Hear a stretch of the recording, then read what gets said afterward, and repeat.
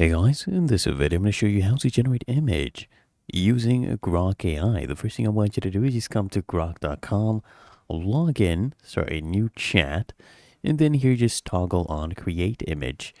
Now what I want you to do is just enter your prompt. This is an example prompt. Okay, just describe it properly. So I want an ancient sentient tree. This is the subject, and I'm describing it further. It's made of solid crystal, and it's growing out of a bioluminescent sapphire lake in a forgotten cavern. This is the setting, and I'm describing it further, as you can see.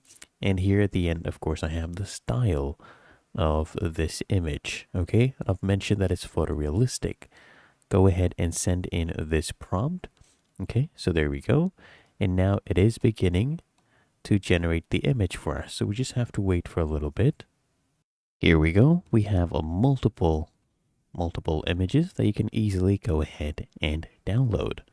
Really that easy. If you found this helpful, make sure you smash the like button and subscribe to App Mentor.